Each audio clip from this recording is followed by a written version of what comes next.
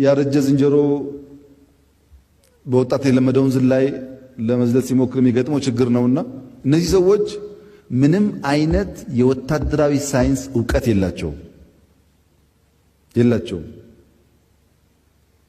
ያረጀ ሐሳብ ነው ያላቸው። በፖለቲካውም ያረጀ፣ በኢኮኖሚው ያረጀ፣ በውትድርናውም ያረጀ።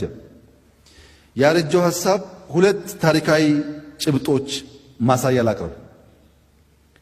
በአሜሪካን ሲቪል ዎር የአሜሪካን ሲቪል ዎር የፈጠረው ዋናው ጉዳይ በሳውዝ የአሜሪካ ግዛቶችና በሰሜን የአሜሪካ ግዛቶች የነበረ ግጭት ነው። ግጭቱም የባሪያ ስርዓት ይቅር አይቅር ነው። አብርሃም ሊንከን የተሰኘው ፕሬዝዳንት ሲመጣ የባሪያ ስርዓት አስቆማለሁ ብሎ መጣ። ደቡብ አካባቢ ያሉ በጥጥ በሰሊጥ እርሻ የሚታወቁት ይሄ ስርዓት መቀጠል አለበት መቆም የለበትም የሚል አቋም ያዙ።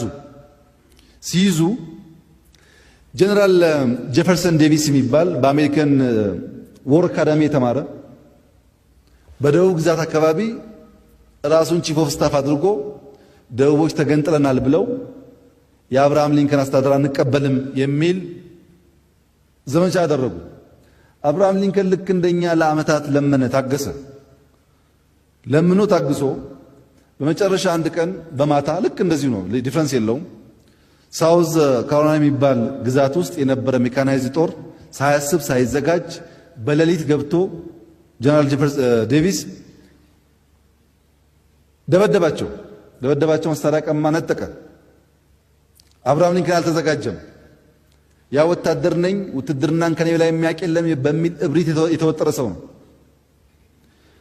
አብርሃም ሊንከን ሚሊሻዎች ጠርቶ የመጀመሪያ የሰራው እነዚህ የደቡብ ግዛቶች ወደ ውጭ የሚሄዱበትን ቦርደር መዝጋት ነበር። እነሱ እንደ አብርሃም እንደ ጄፈርሰን ዴቪስ ሰሜን እዝን ሲያጠቁ እኛ ደግሞ ቶሎ ብለን ቦርደር መዝጋት ላይ የመጀመሪያው ኦፕሬሽን ያካሄድ ነው። ሁለተኛው ታሪክ ከአሜሪካ ሲቪል ዋር ጋር የሚያያዘው እና አሜሪካኖችን በዚሁ አጋጣሚ እናንተን የገጠማችሁ ፈተና ነው የገጠመን።